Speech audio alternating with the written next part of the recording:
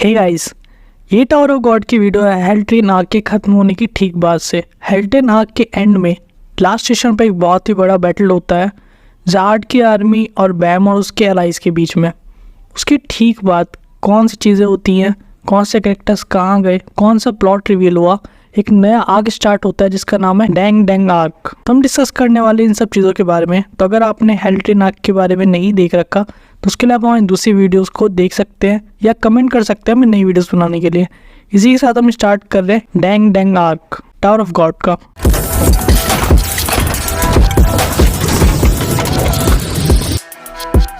Last station arc के ठीक 1 साल बाद हम देख पाते हैं वैंगमैन को, जो वापस लौटता है नीचे के फ्लोर्स पर जहां वर्क स्टेशन बैटल के बाद मीसिंग और गोसिंग होते हैं।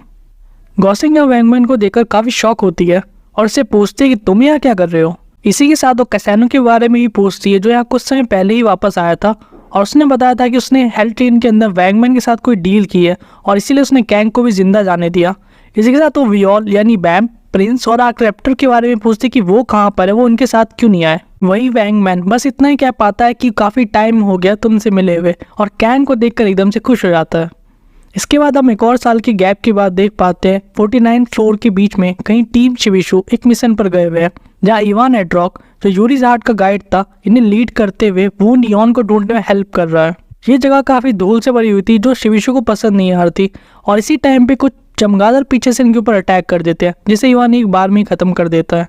वहाँ काफ़ी साइड लोकल ट्राइब के ये लोग इन पर अटैक करने वाले होते हैं जिसे रैक कहता है कि हमें तुम्हारी हेल्प करनी चाहिए इनसे निपटने में, लेकिन इवान बस उन्हें पीछे खड़े रहने के लिए कहता है कि मैं इनसे खुद ही निपट लूंगा। इसके बाद इवान इन लोगों से पहले बात करने की कोशिश करता है। इनकी भाषा दूसरी होती है, इवान के अलावा कोई भी इस भाषा को समझ नहीं पाता।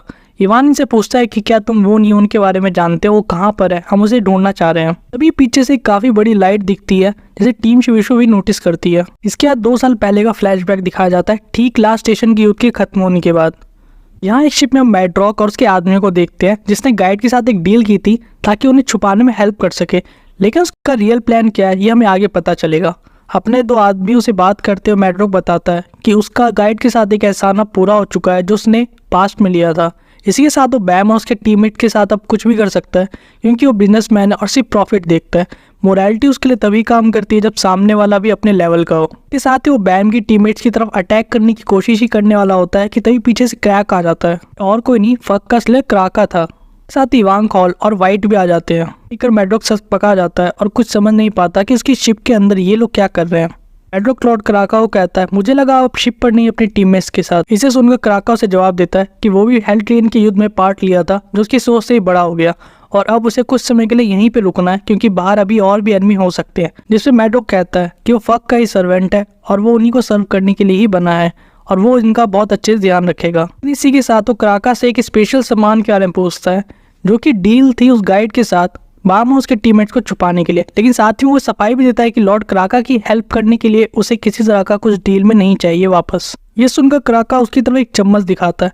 मैड्रॉक चौंक कर उसे देखता है तो ये सच में एग्जिस्ट करता है सोल स्टीलर लाडल। क्राका या मैड्रॉक को एक ऑफर देता है कि वो उसे ये लाडल दे सकता है अगर मैड्रॉक उसे बेलॉर्ड यामा, जिसे तो गॉड ऑफ फाइटिंग डॉग भी कहा जाता है, उसे हेल्प दिलवाने में हेल्प करे क्योंकि क्राका ज़ार्ड की आर्मी पे हेल्ट्रेन युद्ध के एंड में होने वाली चीज़ों को सेटल करना चाहता है वापस से युद्ध लड़कर। मैड्रॉक की बात सुनते के साथ ही कहता है कि यामा उसकी हेल्प नहीं करेगा, लेकिन क्राका उसे कहता है कि लाडल उसे तभी मिल सकता है जो वो यामा को इस चीज़ के लिए कन्विंस कर दे कि वो इनकी हेल्प करे। इसे सुनकर मैड्रॉक उस शिप से निकल जाता है अपनी शिप लेकर। ये सीन फोकस करता है माइकल और एप्पल को जो अभी भी स्टेशन पर ही होते हैं और रेचल को ढूंढने की कोशिश कर रहे होते हैं। वहीं माइकल कहता है कि अब उनके पास एक पावरफुल वेपन है जो टेंशन की बात नहीं है और साथ ही में उस पावरफुल क्रीचर को भी वहाँ बैठे हुए देख सकते हैं। वहीं सीन शिफ्ट होकर फोकस करता है ट्रैवलर पर जिसको एंडोर्सी ने बांध रखा था, उसके मुंह पे चारों तरफ पिंस लगा रखी थी उसको टॉर्चर करने के लिए और वो उससे पूछ रही होती है रेचल के प्लान के बारे में कि वो कुछ जानता है या नहीं। साथ ही वो ये पूछना चाहती थी कि रेचल और एमिली क्या करना चाहते हैं साथ में। इन ट्रैवलर इस चीज़ से साफ मना कर देता है कि उसे उनके प्लान के बारे में कुछ भी नहीं पता। पीछे से प्रिंसेस एनिक भी आती हुई दिखती है जो उसे कहती है कि हमें इसे मार देना चाहिए क्योंकि रेचल अब कुछ करने वाली नहीं है। लास्ट स्टेशन के युद्ध के बाद एंडोर्सी के हाथ में रेचल का डिवाइस होता है जिसका पासवर्ड सिर्फ ट्रैवल को ही शायद पता है क्योंकि वो उनका चैट लॉग देखना चाहती है जिससे उसे कुछ आइडिया लग सके कि एमडी के साथ वो क्या प्लान करने वाले। वहीं हम टीम शिविशु को भी देख पाते हैं जो कि वो नियॉन को ढूंढने के लिए निकल रहे होते हैं क्योंकि वून यून ही वो व्यक्ति है जो खून को अब कोमा से बाहर ला सकता है। और यहाँ पर हम इवान को भी देख पाते हैं जो उन्हें कहता है कि मिशन काफी लंबा और थकावटी हो सकता है, क्योंकि उन्हें जो इन्फॉर्मेशन मिली है वो काई सॉन्ग जो कि उरेक माजिनो की ऑर्गेनाइजेशन है, उसके अकॉर्डिंग वो काई सॉन्ग के मेंबर्स ने वून यून को आखिरी बार तब देखा था जब वो दशकों पहले एक ट्रिप पर जाने वाला था। वो अक्सर ऐसी कई ट्रिप्स पर जाता था, लेकिन लास्ट ट्रिप के बाद वो वापस नहीं आया और उसके सारे कॉन्टैक्ट भी उनके साथ लॉस्ट हो गए और उसकी करंट लोकेशन के बारे में उसके किसी मेंबर्स को नहीं पता। इसके साथ टीम शिबिशो के मेंबर्स आपस में लड़ते झगड़ते हुए जेट में बैठ जाते हैं और यहाँ हम देख पाते हैं टिकट हंटर साची फेकर को भी। इवान से अलविदा लेता है ये कहकर कि ये लोग काफ़ी अमेजिंग है और टावर में इनके साथ कायम करना काफ़ी डेंजरस हो सकता है, लेकिन शायद हम फिर कभी मिले टावर चढ़ते हुए। इसके साथ सब अपने रास्ते निकल जाते हैं। जेट इवान से उड़ जाता है। बीटा और दूसरी टीममेट को अपने रूम में सोते हुए देखते हैं और अब सीन शिफ्ट होता है बैम और इवांग हॉल की तरफ। इवांग हॉल बैम से पूछता है क्या तो अपने दोस्तों को जाने से पहले नहीं देखना चाहते, जिसके जवाब में बैम कहता है नहीं, हम पहले ही अलविदा कह चुके हैं और वैसे भी ये टाइम अलविदा कहने का नहीं है बल्कि तैयार होने का है। इसे सुनकर इवांग हॉल बैम से कहता है कि सबसे बढ़िया ट्रेनिंग होती है रियल लड़ाई।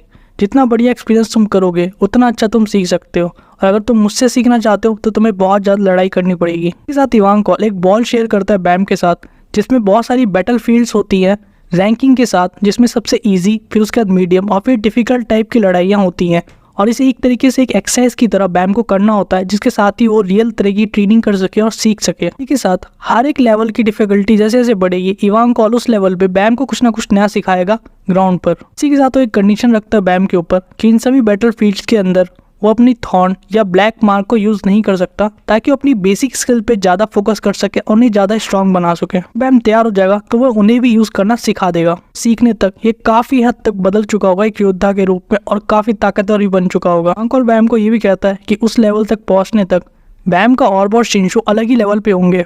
से पहले उसे काफी ज्यादा ब्रूटल ट्रेनिंग को सीरियस लेके रेडी करना होगा और तुम्हें कोशिश करनी होगी तुम इस प्रोसेस में खुद को मार ना लो। इस साथ वो पूछता है क्या तुम्हारे पास वो है जो इस चीज को कंप्लीट करने के लिए चाहिए किसी इंसान को। के जवाब में बैम से भी इतना कहता है मेरे पास कोई रीजन नहीं है न्याय पाने का या तो और ताकतवर होने का, क्योंकि मेरे पास कोई रीजन हो। मैं सिर्फ चाहता हूँ कि मैं कालावान के पीछे जा सकूँ उसको हराने के लिए, और इसके लिए मेरे को स्ट्रॉन्गर होना पड़ेगा तो मैं ये भी करूँगा। कुछ महीने बाद हम जंगल में दो लोगों पे फोकस करते हैं जिनमें से एक के हाथ पे सांप होता है और ये दोनों ही रैंकर बहुत ही ज़्यादा क्रीपी होते हैं।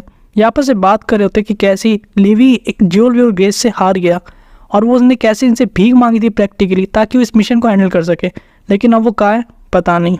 इसी के साथ योन इससे पूछती है कि तुम लोग हो कौन, हमारे साथ ऐसा क्यों कर रहे हो। जिसके जवाब में वो व्यक्ति कहता है तुम लोग वियोल के दोस्त हो और यही शायद तुम्हारी गलती है, तुम्हें ऐसे लोगों के साथ दोस्ती नहीं रखनी चाहिए थी। इसके साथ तो अपने दोस्त कैल को कहता है कि इस लड़की का मुंह बंद करने का कोई तरीका है तो उसे मुंह बंद करो, ये बहुत ज़्यादा बोलती है। सुनकर कैल उसके सर पे मारता है और योन बेहोश हो जाती है। इन दोनों को यहाँ हॉस्टेज बनाते हुए जाते हुए कहते हैं कि हमें वियोल को एक बहुत ही अच्छा लेसन सिखाने वाले हैं एंकर से लड़ने की हिम्मत करने के लिए। इसी के साथ हम वापस 2 साल आगे प्लेनेट में देख पाते हैं 52 सेकंड फ्लोर गॉफ टावर को। ये जगह एक डॉग शेल्टर होती है जहाँ हम एक आदमी को भागते हुए देखते हैं। इसके पीछे बहुत सारे लोग पड़े होते हैं और कह रहे होते हैं कि उस तरफ गया। इसी के साथ हम एक इंटर्न को देखते हैं जो इस लड़की का पीछा कर रही थी और उसे कह रही थी कि तुम सही में सर में दर्द हो। इस इंटर्न का नाम होता है शिया लुलू। ये एक सी रैंक रेगुलर होती है और यहाँ पे इंटर्न की तरह काम कर रही होती है। वहाँ पे एक शिंशु अटैक होता है और सभी वहाँ काफी कंफ्यूज हो जाते हैं और हम देखते हैं कि बैम वहाँ पे आ रहा होता है और कहता है उस लड़के को देखिए कि फाइनली मैंने तुम्हें ढूंढ लिया। इंटर्न उसको देखिए कहती है ये कोई बाहर ही है, ये यहाँ क्या कर रहा है। बैम उस लड़के से पूछता है क्या तुम ठीक हो, मैंने तुम्हें पकड़ने से पहले ही ढूंढ लिया। इसी इंटरेस्टिंग पॉइंट के साथ डैंग डैंग आर्क का पहला चैप्टर यहीं पर खत्म होता है। हमें आने वाले चैप्टर्स में पता लगा कि लड़का कौन है, बैम या डॉग शेल्टर में क्या कर रहा है, ये इंटर्न कौन है और यहाँ चल क्या रहा है आखिर। और चैप्टर्स की हिंदी एक्सप्लेनेशन के लिए हमारे चैनल को लाइक शेयर सब्सक्राइब करें। हमें कमेंट करके बताएं कि हम और अच्छा क्या कर सकते हैं, आपको और किन चीज़ों के ऊपर वीडियोस चाहिए। तब तक के लिए अब हमारी दूसरी वीडियोस को चेक कर सकते हैं जैसे कि टावर ऑफ गॉड की उरेक माजिनो कैरेक्टर के ऊपर।